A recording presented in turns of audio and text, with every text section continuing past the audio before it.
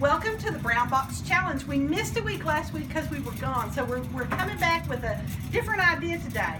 Our box is filled, and what we're going to do today, instead of doing different rooms, we're going to show you how to take basic pieces and create 3 different tablescapes, just rearranging and reusing the pieces. So we're going to take the box off the table, and the first thing we're going to do, and we're assuming that you have these because they're not considered to be part of the box, is a neutral runner. Put it on your table and smush it up. Now you're going to be getting ready for a party, I'm sure, on the 4th. So you need to practice with this maybe a minute or two. Then find your favorite tray. Because everyone needs a tray. It just corrals everything. It makes it so much easier. And what we're going to work with today is we probably need the holiday runner since we're going to create a holiday table. I've already messed up. You know these are unrehearsed. Okay. I'm sure you haven't been able to figure that one out. Okay, so since we're doing 4th of July, and since it is next week, we're going to do a little red, white, and blue runner. And we love to layer our runners. So if that's not your thing, we're not in the same mode because we really love to do that. Just gives it a little bit of extra dimension. Okay, so now on to what we're going to work with. This is going to be our staple piece for all 3 tablescapes. And this is just one of those big glass jars. It's $45, but you can do everything in the world with it. You can use it for every holiday, you know, Christmas, fall. Hopefully this will give you some inspiration. We have all different sizes. We've done a fairly large one, but you can do a smaller one if you needed to, if you don't have a large space. So the first way we're going to do it is we're going to decorate it using just a bow with a little wreath that we've made out of a long garland. And so that is so simple. But the trick is, and Betty's going to show you, be sure you fluff up this greenery. You do not want it to look flat because if you buy it, it's going to come in a package just like this. Unless we fluff it for you, which we'd be happy to do. But take it off, and most of you are going, I don't know what to do with that. Well, one stem at a time, just take it and fluff it and spread it out.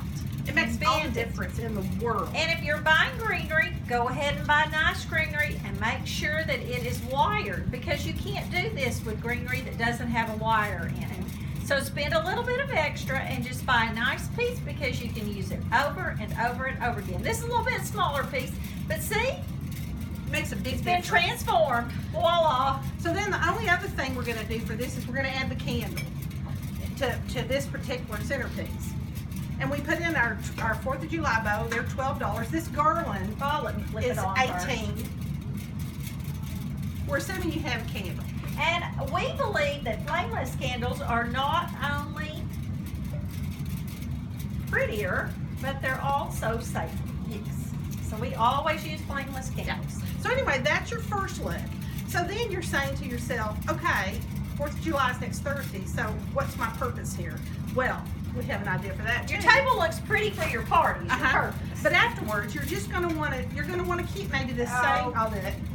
Centerpiece. So we're going to take away this runner, and we're going to take our bow off, and we just tied the bow. We didn't glue anything. We didn't do anything. We just tied the bow to the garland. And she really tied the bow. Did I do it too much? No. Okay. There you go.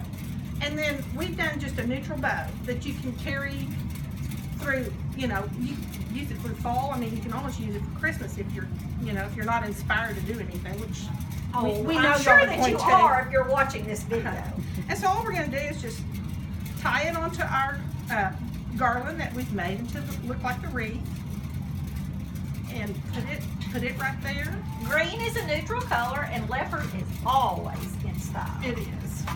And so you just fluff, and that's another thing. If you get a bow, make sure it's really fluffed out. If you use last year's bow, do not put it on this wreath all crumpled up and flat. That's right. Okay. Make it stand up and sing again. So see how cute that is? And oh well, with our crooked well, I started saying straighten up the candle. But see how cute that is and how simple. All it is just changing out your bow. But so now we're going to do another look. Keeping the same jar, we're going to take, got it? We're going to take this apart. And also, you know, you don't have very much to store. store when you do it like this. So we're gonna take our bow off of this and we'll show you. All this is a garland that we just put together. So we're gonna have this garland that Betty's gonna show you kind of how to wisp around, and we're gonna fill it with, we're filling it with apples for the rest of the summer. You can use real apples from the grocery store. I said when you're tired of it, you just toss them to the kids when they go to soccer practice and say, you know, let's eat the centerpiece, kids. So we're gonna fill this with our apples. And of course, if you want artificial, of course we have those. Don't be afraid to play with this greenery and just make it look pleasing to you. There's no trick to this except to not be afraid to bend it. And we have 12 apples in this this jar, and this is a really large jar.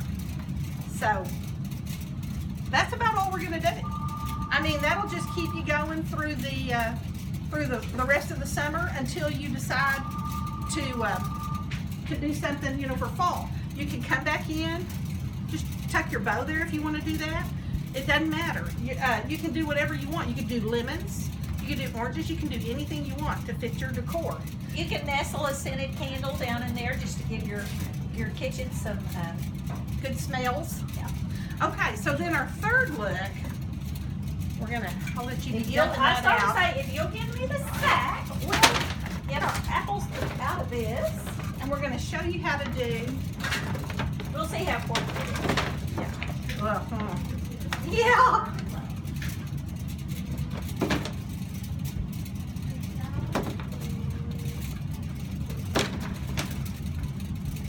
they have a mind of their own. Well, what we're gonna do is we're gonna put an arrangement in this, and there's a cheat method for it. You make a frog, and we're gonna show you how to make that. We use them all the time when we have a wide mouth jar. It helps them corral your greenery without having to use a ton of greenery, and it makes it stand up nice and straight. Okay, so the first thing you do is you make your frog, is what we call it. So you take your tape and you run it, and I'll turn this to show you. You run your first piece across and you just tape it like that. So see, you just got a piece going across the top there, and then you do, whoop, cheap tape, guys. It is cheap tape. Well, try to get it. Oh, this is the age-old problem.